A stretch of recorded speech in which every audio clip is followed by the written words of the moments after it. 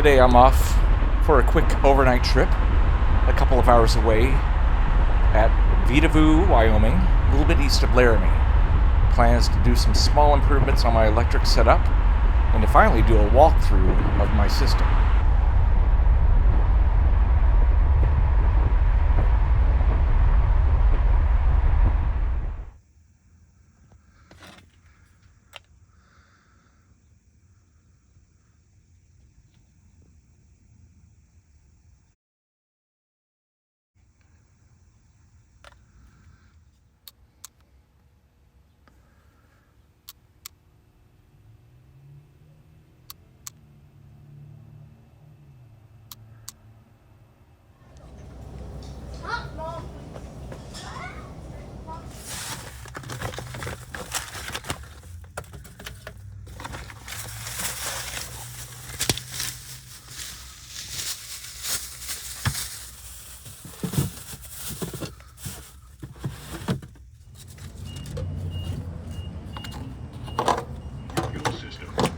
To your fuel today.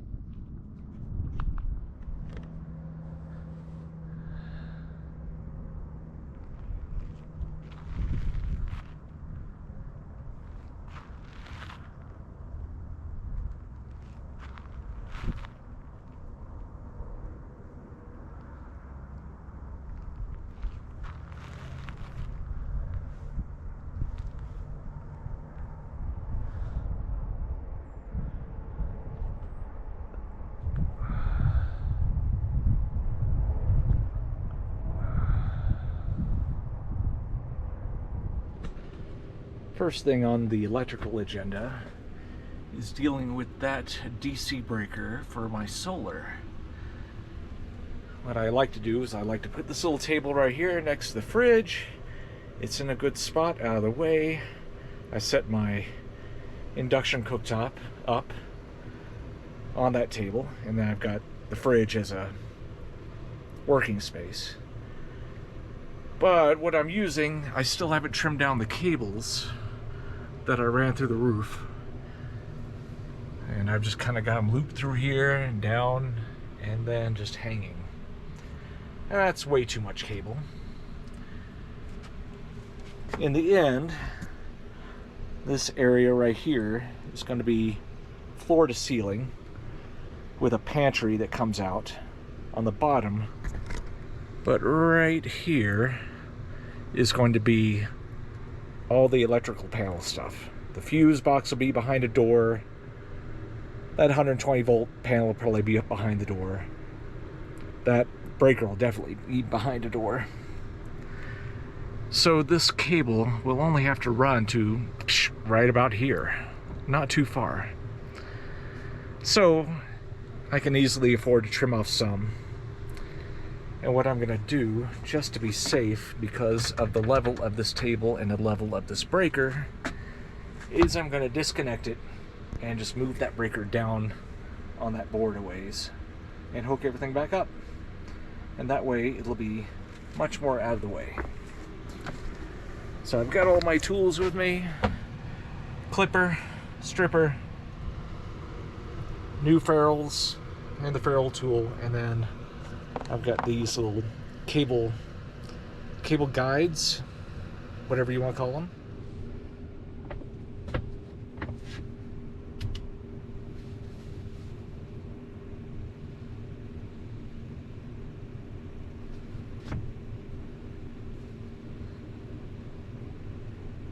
No solar.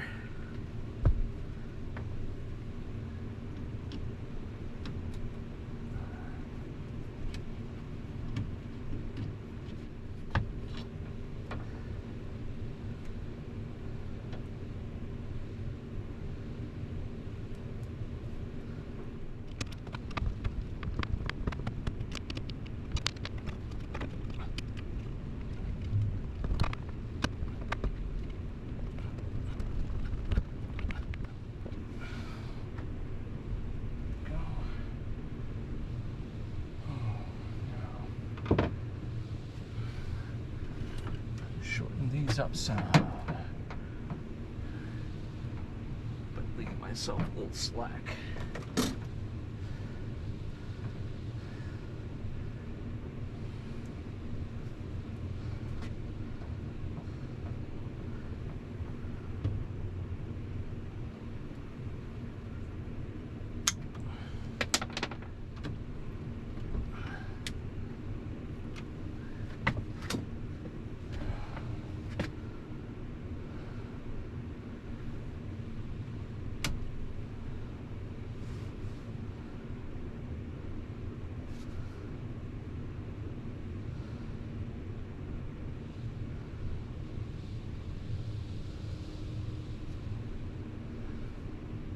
There we go.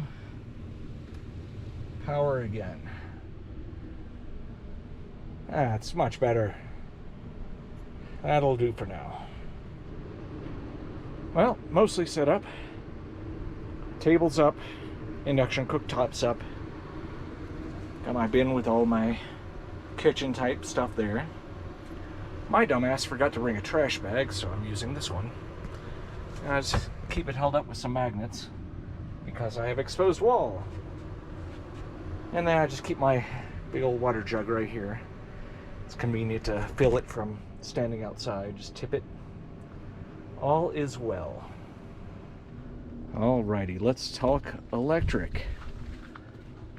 First thing is my DIY packs. I've got number 1, number 2. These are made out of 3.2 volt, 280 amp hour Eve cells. Eve is a cell manufacturer in China. I got these cells close to 2 years ago for about 150 each, 600 each pack. The battery management systems inside are from Overkill Solar, and they just resell JBD units, JBD or Giabata. I couldn't tell you off the top of my head. Those are about 120 each. The enclosures I got off Alibaba for $17. And they're made for these cells. Those cells are just that wide. They just slot right in, nice and firm. And then I mounted the battery management systems to a board and added some other pieces of board around it to offset it so that everything was snug and there was room around the battery management system for the cables to route. And the BMS is actually on this end. So for about $1,500, I've got 560 amp hours. I basically got away with paying about a third of what a lot of people pay. And that was then. Now there's Chin's batteries, Lifetime, there's a bunch that are coming down in price. They don't have as many features, they don't have the low temp cutoffs like these do sometimes. Some don't even have Bluetooth connectivity. These definitely do. So that's that. I've got plenty of power, and I have yet to really tap these things. Right here I've got a pair of 150 amp breakers. The battery management systems are rated for 120, and typically you size up 20%, so that's what that's for. I could have used fuses, but I want to use these, and I used good quality breakers. I used the Bussmann marine grade stuff. I didn't use any cheap Chinese stuff. And this way, if I have one battery give me issues, or if I want to take one out and still use the other one, it's really easy to do. I can just pop the breaker open and disconnect it and leave the other one in place. Both the negatives go right there to the shunt. And that's a Victron Smart Shunt, and if you know what Victron is, you've spotted that I've got everything Victron. Blue Sea Master Cutoff. Now I've got one of these 4-position ones because at first I was going to use it with the 2 batteries. I was going to have both the positives come into two different positions on the switch and be able to set it to go both one or the other or off. But the trick is I ended up using these together just for the positioning, so I could set this thing up 90 degrees. The regular switch like this has one connection on one side, one connection on the other one, and that just would not have worked with the space I was allocating myself. This is a Lynx Power In. This is basically a fancy schmancy bus bar, except it's a 1,000 amp bus bar, so it's huge. And there's another version called the Distributor. All these little spots right here have LED lights, and it's also fusible. You can set up the mega fuses, and when a fuse blows, if you've got it hooked up right, the light will come on. But there's a way you can remove some hardware and add some longer hardware and a little bit more nuts, bolts, or nuts and washers to make this thing fusible, which I've done. So I can't tell when a fuse goes out, but that's fine. I'll know when a fuse goes out. This right here is the eBus Smart Dongle. This is hooked by a Ethernet cable up into the inverter. And then that's a power connector that connects down to those. This one is the power connector for the shunt. This is for the dongle. And that basically allows me to see and control, to a limited degree, my inverter on the smartphone app.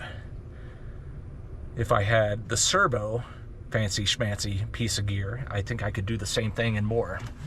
But I don't. I might add it. I don't know. Right there is the solar controller. I have 600 watts of solar up top, wired in series. So I get like 60 something volts, which comes in under the 100 volt limit that's on the label. The 50 means it can pump out 50 amps maximum, and I haven't gotten quite there. This thing that's upside down is my DC to DC charger. I mounted it upside down because I put this hole in the board and the piece of aluminum that I've got these things mounted on because they get hot. And that way I could just route all the cables through that one hole. This little green jumper, it comes with a little black wire bridging those 2 positions, those 2 ports.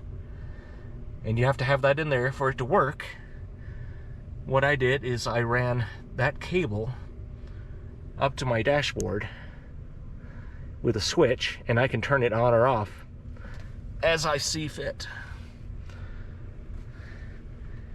And then the inverter, and I'm leaving this thing on all the time when I'm actually out because I've got a 120 volt panel, little GFCI plug, and I've got a dorm fridge.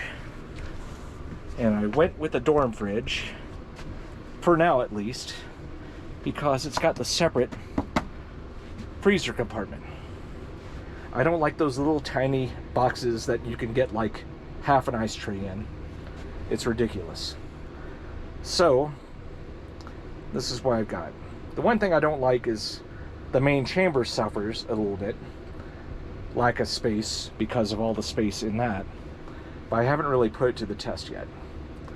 I've got a Dometic cooler fridge where the lids pop up at home that I may end up using after all. I don't know. I got this thing for dirt cheap, used off of a neighbor on Facebook Marketplace. So if I end up not using this, this will become a beer fridge at home. I got the induction cooktop. I decided very early on, when researching what I wanted to do with my system, that I did not want propane. Propane is just another system you have to deal with. You have all the copper piping you've got to run. It's a mess. You got to go fill the thing up. So I'm like, I'm just going to go big on electric, hence 560 amp hours, and go all electric. With induction, I'll have a diesel heater mounted under the floor. That'll use a little bit of electricity. But between my battery capacity and my solar, 600 watts, I'm going to have plenty of power. And then I opted to go with 2 fans, one forward, one aft. Right now I have them set in opposite directions to circulate air through. I can always open up a bunk window, or I've got the front windows cracked, or the door open. These things are great, especially if you get a horde of flies in. I had that happen a few months back, almost a year, and these things saved my bacon. Took the screens off, set them both to 50% out, shut all the doors, and just waited for all the flies to fly near one and get sucked right out. Got all but 2 of them that day. This temp panel is what I think is one of my most genius, idiotic ideas ever. What I ended up doing is taking 3 pieces of this 2x2, 2 long, 1 short, screw them together in an H shape, and then I could just twist it, insert it, twist it, and it stays. And I had to add another one onto here to add some space for the box on the back of the 120 volt panel.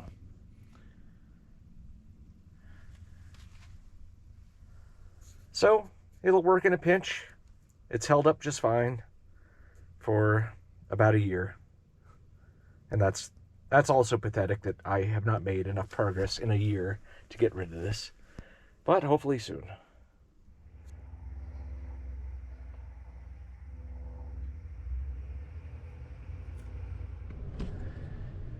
The thing with these units, and they're basically the same on the back, except the Orion has thicker heat vanes than the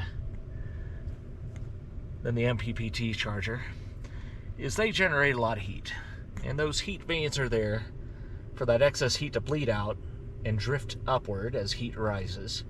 This is why they say, don't mount these things sideways, don't mount them flat. Mount them like this. So one of my projects that I brought along that I'm going to try and get done is I have this 3D printed frame, and it is designed to fit usually on the bottom of the Orion, but it'll fit right here on the technically top as well. Let's see if I can get it on here. Oh, well, so much for that. I just broke that piece off. So that project is shot for today.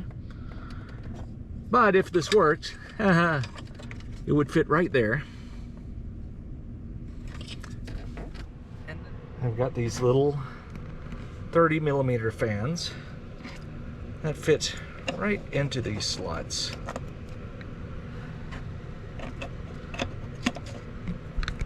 That's bad. And I could do a third if I wanted to, but there was a 2-pack. And I also bought these little thermostats. You wire up the sensor with this white plug to that. You run 2 of the wires from the fan 2 wires to a power source. And then you program it by, once it's powered up, you just give these little buttons push to set it up. And the idea is the temperature sensor would be mounted above the heat vanes. When it gets hot enough, it allows power through to the fans, and it blows air up and out, and hopefully keeps them a little bit cooler, and hence they operate a bit more efficiently and push a bit more amperage into the system. This isn't so much a worry with the solar controller as it is the DC to DC charger. One more little project down. Before, I just had this one switch controlling all 4 lights, but now I've got another switch, and they're independent, and that way I don't have to get out of the bed to go turn out the lights. I love, love, love Wago connectors. These are awesome. In addition to the switch, now I have a dimmer. If I can work it one-handed, there we go. Sweet.